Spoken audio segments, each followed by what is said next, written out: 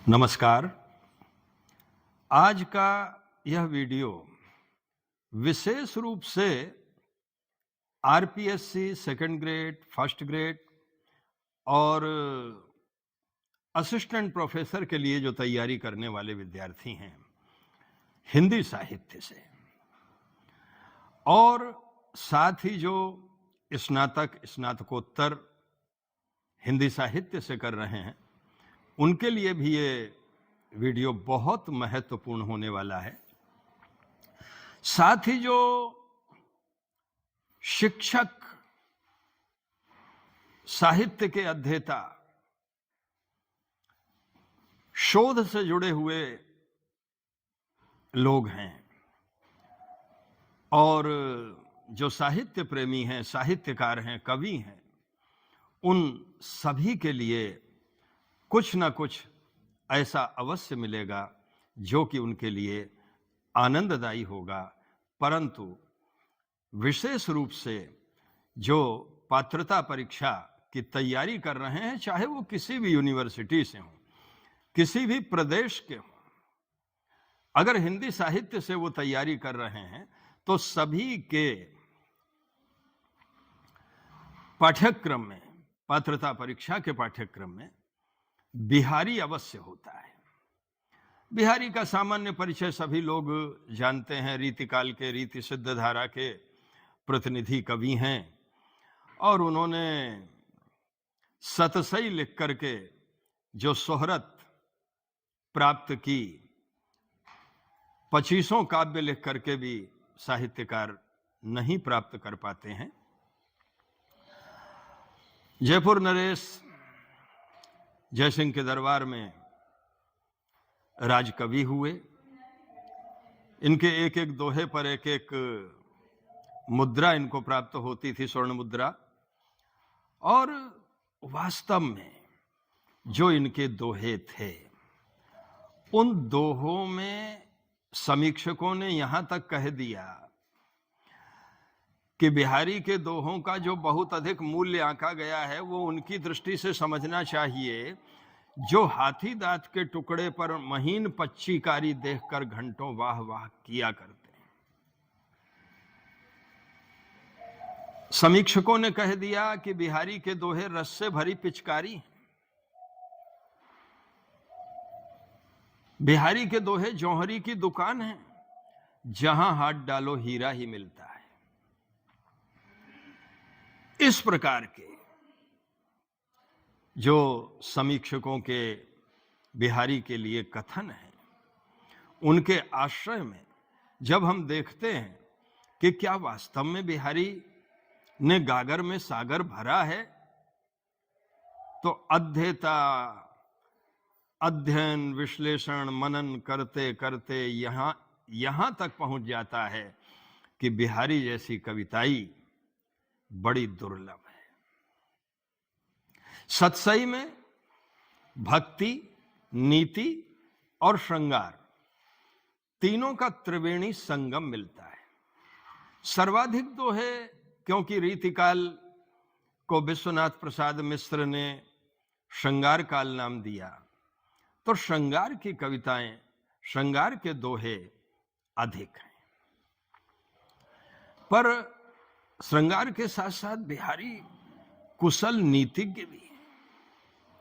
लोक व्यवहार के तत्कालीन परिस्थितियों में, चाहे वर्तमान परिस्थितियों में, जितने भी दिक हो सकते हैं उनको बिहारी ने प्रकाशित किया है।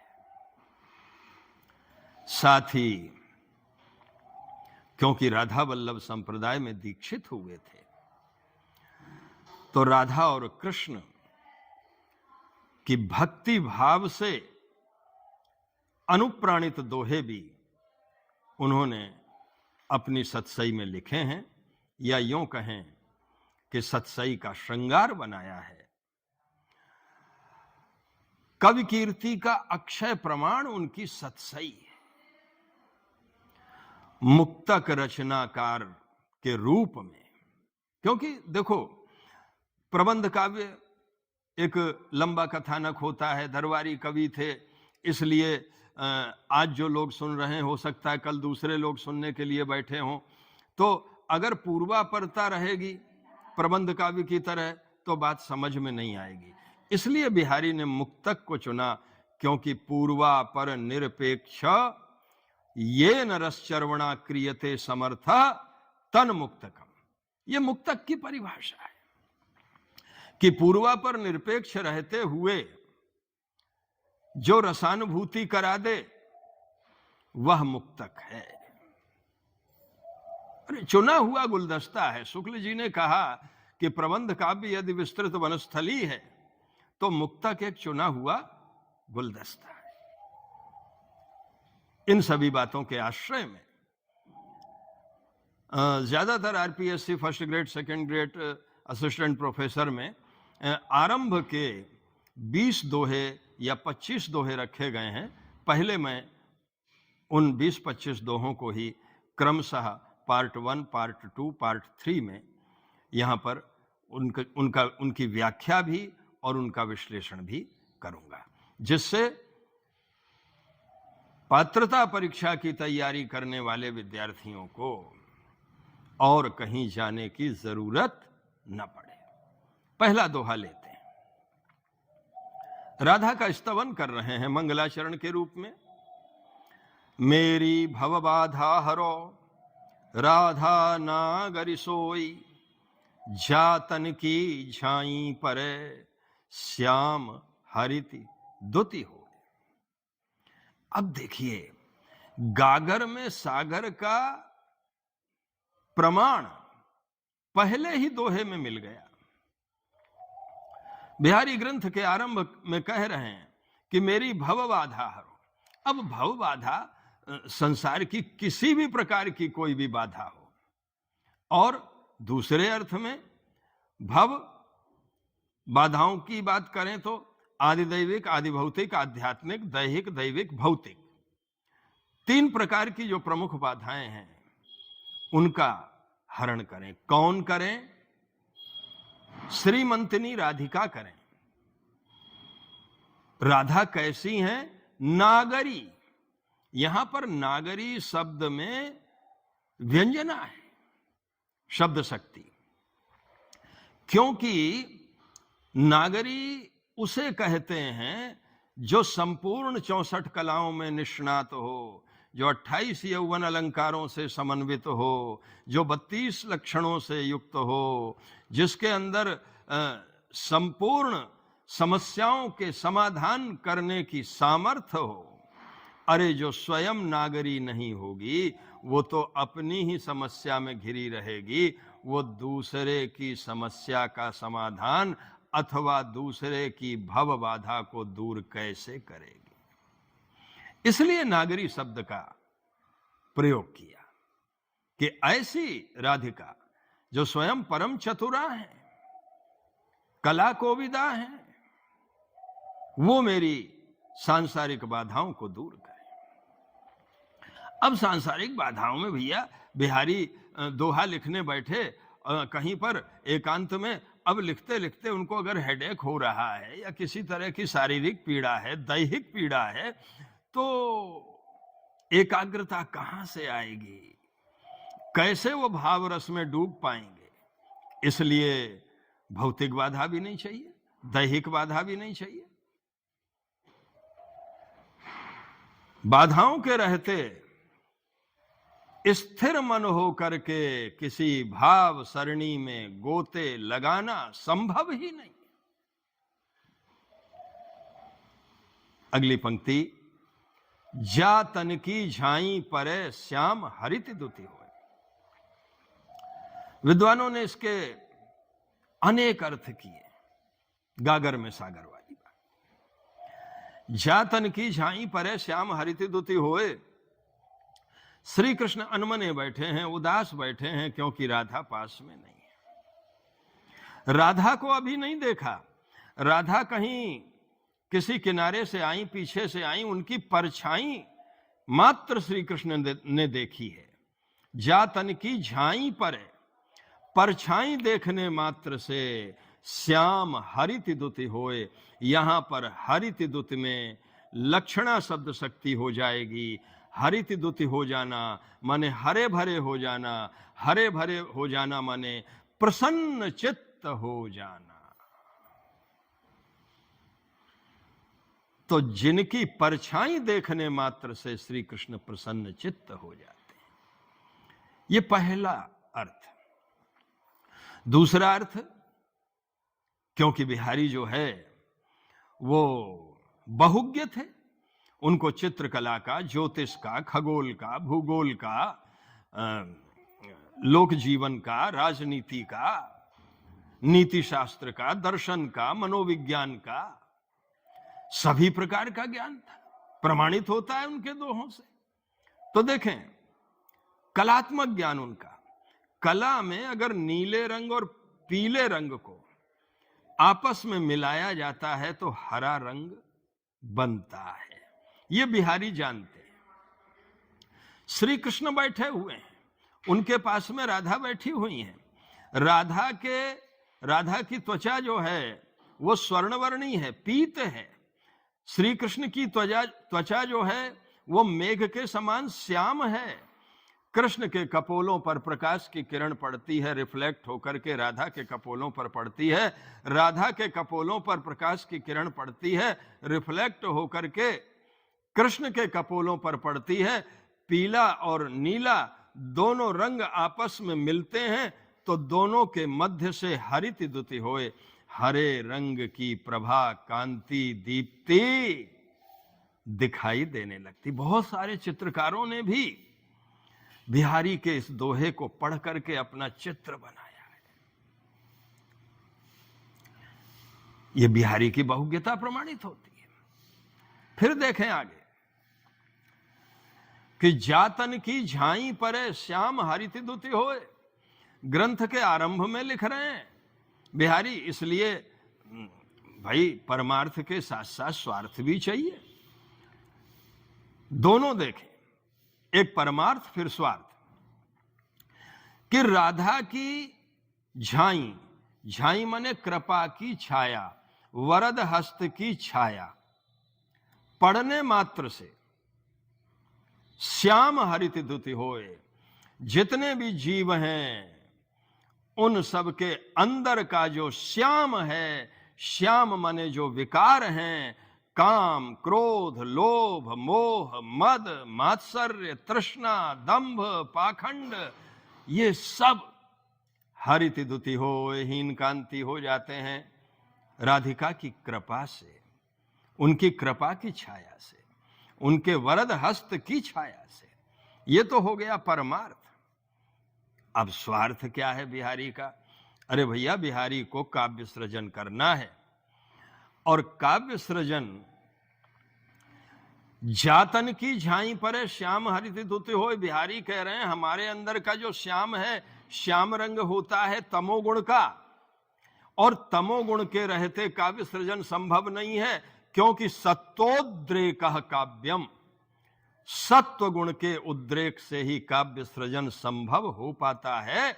इसलिए बिहारी कहते हैं कि हमारे अंदर के जितने भी श्याम हैं, अर्थात जो तमोगुण है, वो आपकी कृपा से दूर हो जाएगा, सत्व गुण जागृत हो जाएगा, और सत्व गुण जागृत होने के बाद काव्य सृजन सहज संभव हो पाएगा।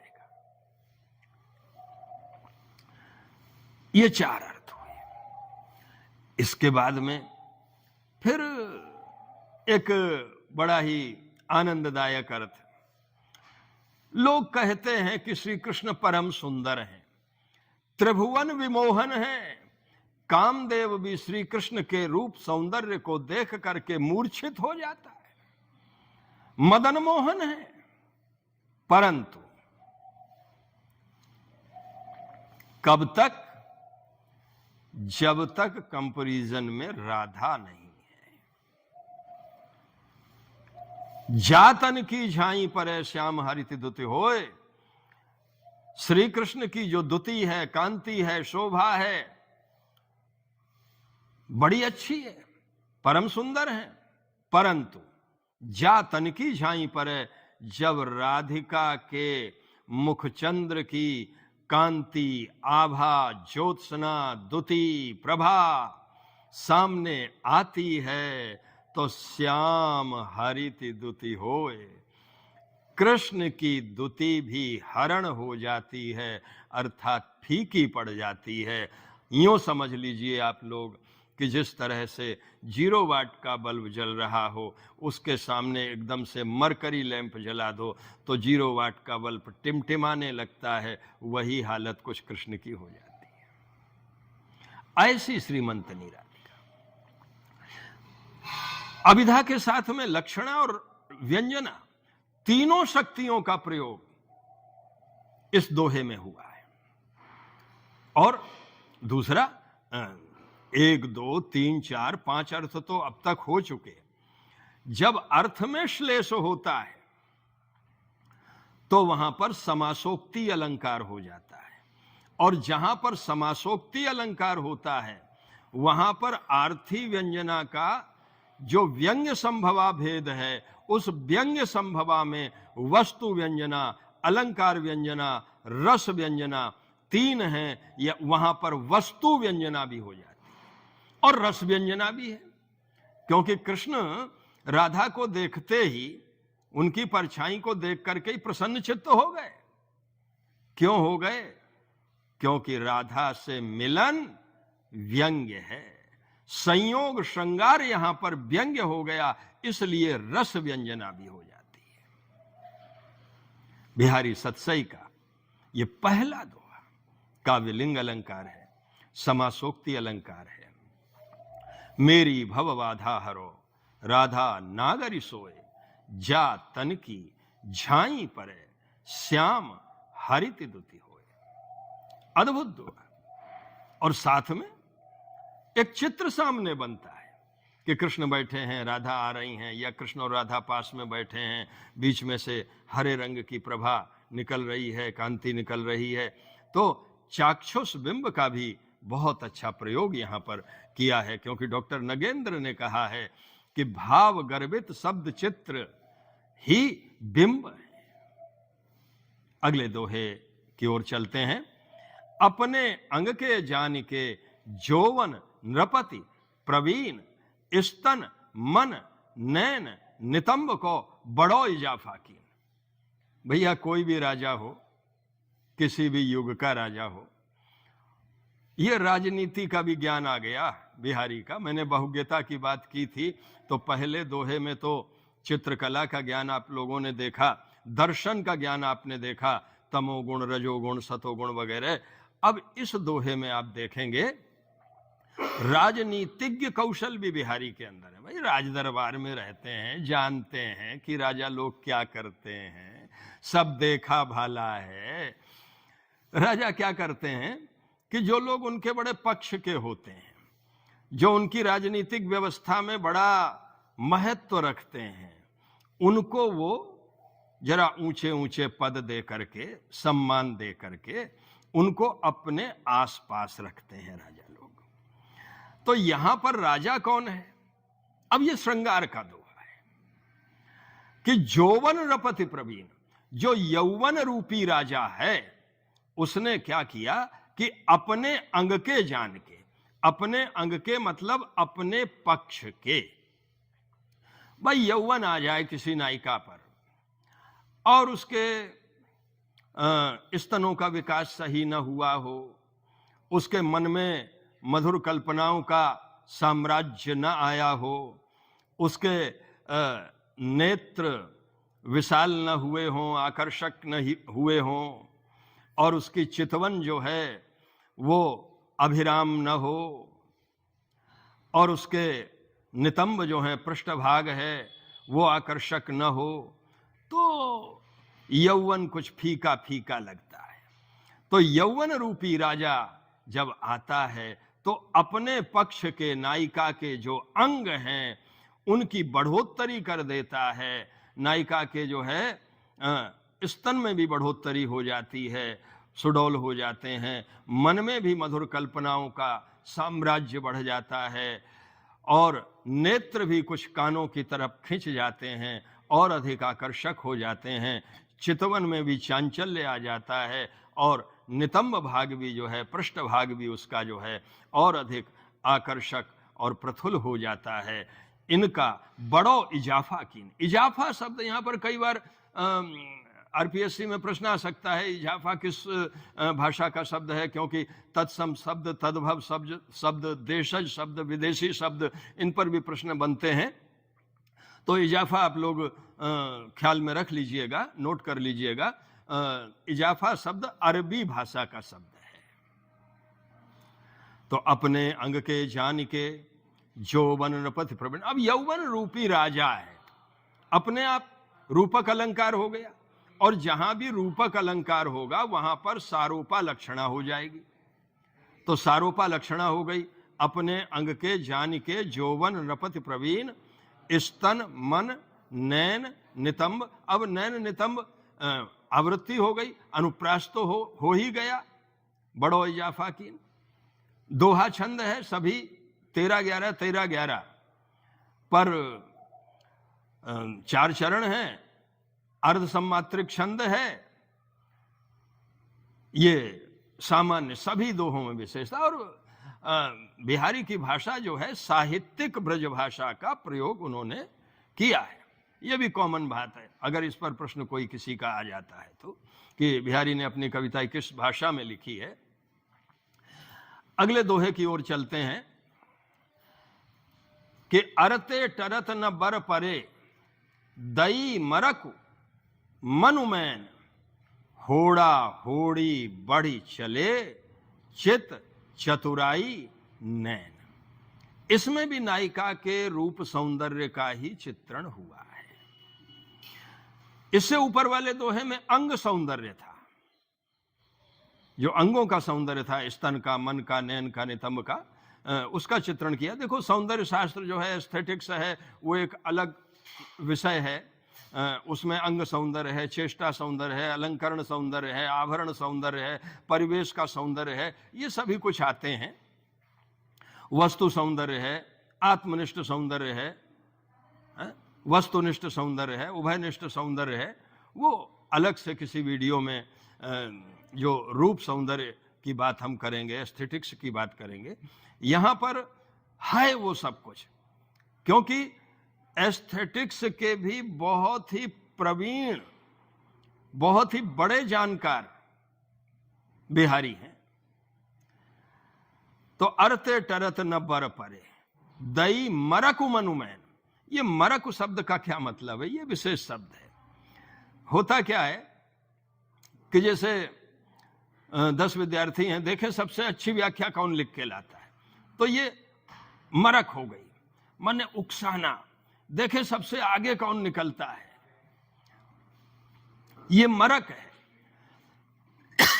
तो दई मरक मन में, ऐसा लगता है कि कामदेव ने उकसा दिया नायिका के अंगों को। तो जब उकसा दिया तो हुआ क्या कि अड़ गए कि हम आगे निकलेंगे। दूसरे ने कहा हम आगे निकलेंगे। बोले होड़ा होड़ी, होड़ लगा करके बढ़ चले। कौन कौन? चित, चतुराई, नैन। अब यहां पर चित्त का संबंध अंतर से है। नायिका का जो अंतर्भाव है वो बहुत ही कल्पनाशील हो जाता है, नई नई मधुर कल्पनाओं का साम्राज्य स्थापित हो जाता है, और चातुर्य आ जाता है कि कब कैसे किसे कैसे देखना है, कब कहाँ कैसे मुस्कुराना है। तमाम प्रकार के जो व्यवहार हैं वो खुद ब खुद उसके अंदर आ जाते हैं।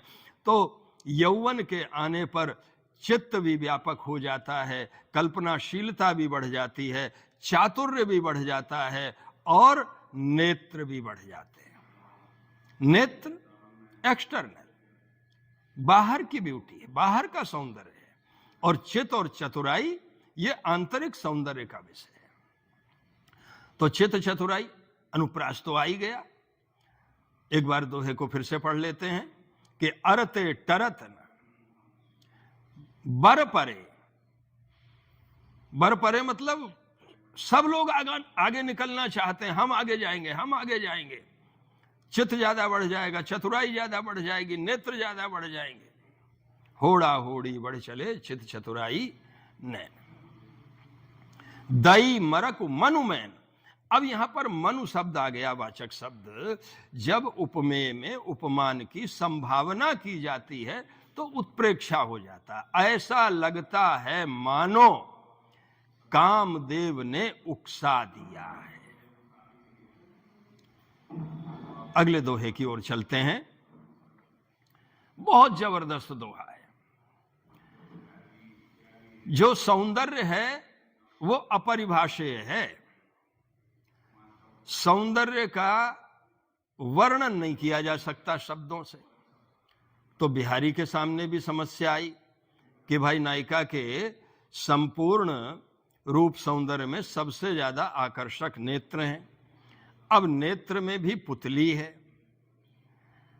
तो उस पुतली में जो चमक है, उस चमक को यहां पर निर्देशित करते हुए बिहारी कहते हैं कि और ओप कनीनिकनु।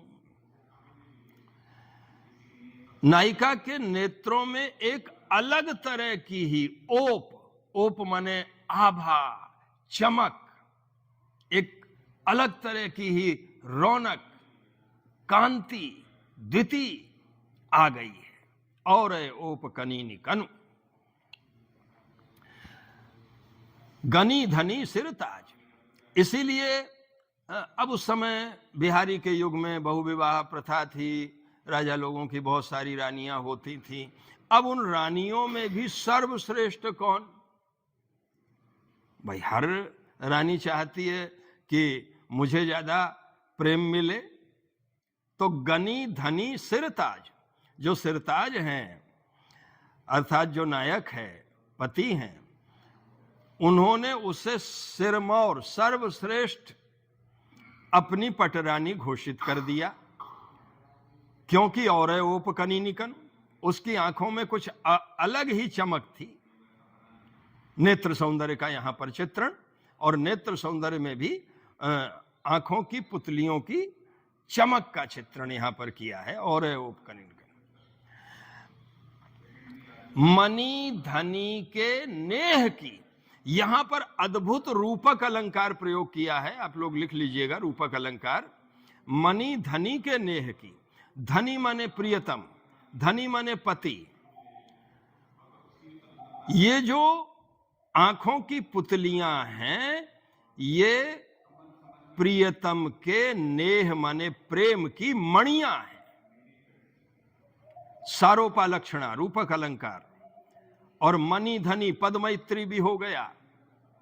मणि धनी के नेह की छनी पटलाज। और देखो, नेत्र ओपन नहीं है, खुले नहीं है। एक झीनी साड़ी का अवगुंठन घूंघट, उसके पीछे से उसके जो चंचल चपल मधुर नेत्र चमक रहे हैं, उन नेत्रों की चमक ऐसी है कि वह संपूर्ण नायिकाओं में सिरमौर हो गई। चाक्षुष बिंब है। और यहां पर अंग सौंदर्य के साथ साथ में आभरण सौंदर्य, वस्त्रों का सौंदर्य। जो झीनी साड़ी, बिहारी ने कई जगह पचतोरिया की बात कही है, 5 तोले की साड़ी, बिल्कुल झीनी वाली साड़ी। तो ये उस समय के वस्त्राभूषण जो हुआ करते थे। तो ये दोहा चाक्षुष बिंब इसमें बन रहा है। अगला दोहा देखते हैं। फिर बिहारी की बहुज्ञता। बिहारी बहुत बड़े ज्योतिषी भी सिद्ध कर रहे हैं अपने आप को, सिद्ध नहीं कर रहे हैं, है उनको ज्ञान ज्योतिष का। शनि कज्जल चख झख लगन उपजो सुदिन स्नेह, क्यों न नृपति हुए भोगी वो लही सुदेश सब देह। कोई सखी या दूती जाकर के नायक को बता रही है नायिका में जो परिवर्तन आए हैं। उसने काजल लगाया है जी अपनी आंखों में। शनि कज्जल चख, चख माने आंखों में, और कज्जल। अब कज्जल का नायिका के द्वारा आंखों में आंजना, इस बात का संकेत है कि उसके मन में किसी के प्रति प्रेम की उत्पत्ति हो चुकी है। यहां पर काजल का लगाना जो है, वो जो 4 प्रकार के अनुभाव हैं, कायिक, वाचिक, सात्विक, आहार्य। आहार्य जो श्रृंगार है, वेशभूषा है, उसे आहार्य कहते हैं। तो यहां आहार्य रूप में कज्जल का प्रयोग किया गया है। अब उसमें ज्योतिष जोड़ दी। बोले कज्जल क्या है? काला है। और शनि ग्रह क्या है? काला है। और चख झक लगन, मीन लग्न, झक मने मीन, और मीन राशि भी है। तो मीन लग्न में जब शनि प्रवेश करता है या मीन राशि पर शनि आता है, इनकी युति से, इनके योग से राजयोग उत्पन्न हो जाता है। ये ज्योतिष का प्रमाण है। शनि कज्जल चख झक लगन, उपजो सुदिन स्नेह, बड़े शुभ दिन में, बड़े शुभ मुहूर्त में, बड़ी शुभ लग्न में लगन लगी है। लगन शब्द में श्लेष है। एक तो चाह का उत्पन्न होना और एक ज्योतिष की लग्न, तो 2 अर्थ निकल रहे, श्लेष अलंकार हो गया। शनि कज्जल चख झक लगन और चख झक, ये सब पद मैत्री हो गया। शनि कज्जल चख झक लगन, उपजो सुदिन स्नेह। तो अब जब नायिका के मन में, हृदय में प्रेम रूपी बच्चे ने जन्म ले ही लिया, तो क्यों न नृपति होए भोगी वो। जिस तरह से राजा अपनी राजधानी का पूर्ण उपभोग करता है, उसी तरह से नायिका के तन रूपी राजधानी का पूर्ण उपभोग तुम राजा की भांति करो। दूसरा, जो प्रेम रूपी राजा है, वो प्रेम रूपी राजा ऐसे मुहूर्त में पैदा हुआ है, ऐसे शुभ लग्न में पैदा हुआ है कि उसका राजयोग है। वह जो प्रेम है, वो सुंदर रूप सौंदर्य समन्वित देह रूपी राजधानी का पूर्ण उपभोग क्यों नहीं करेगा? क्यों न रपति हुए भोगी वो। लही, लही माने प्राप्त करके, सुदेश माने पूरे यौवन के अंगों से समन्वित नायिका। सुदेश सब देह, और सुदेश माने देह रूपी राजधानी, रूपक भी हो गया। तो इस प्रकार से आज आप लोगों ने बिहारी के आरंभिक 5 दोहों का अध्ययन किया। मैंने यहां पर अलंकार, छंद, बिंब, शब्द शक्ति, जो भी महत्वपूर्ण वो पक्ष हैं, और साथ ही तत्सम, तद्भव, देशज, विदेशी आदि शब्दों पर जो प्रश्न पूछे जाते हैं, इन सबका विश्लेषण भी व्याख्या के साथ साथ में किया। एक बार पढ़ने के बाद में मेरा ये मानना है कंपटीशन एग्जाम की तैयारी करने वालों के लिए कि वो कोई भी पक्ष क्यों ना हो, उसे वो भूलें ना। मेरा उद्देश्य सिर्फ ये वीडियो बनाने का यही है कि चाहे किसी भी प्रकार का कोई भी प्रश्न आप लोगों के, चाहे आप फर्स्ट ग्रेड या सेकंड ग्रेड या असिस्टेंट प्रोफेसर या नेट या स्लेट या अपने बीए एमए में अध्ययन कर रहे हैं, आप कहीं भी संशय से युक्त न रहे। निस्संशय होकर के, निर्भ्रांत होकर के, ये नहीं मन में आए कि ABCD में कौन सा ऑप्शन सही है, ये है कि ये है, ये अलंकार होगा कि ये अलंकार होगा। ना, पात्रता परीक्षा की तैयारी करने वालों को डाउटफुल तो होना ही नहीं चाहिए, नहीं तो नेगेटिव मार्किंग हो जाएगी, नुकसान और हो जाएगा। बहुत बहुत धन्यवाद, और समस्त विद्यार्थियों को बहुत बहुत मंगल कामनाएं, मेरा आशीर्वाद। और जो साहित्य प्रेमी बंधु हैं, साहित्य सृजन करने वाले लोग हैं, जो शिक्षक लोग हैं, उनको भी मैं बड़ा साधुवाद देता हूं।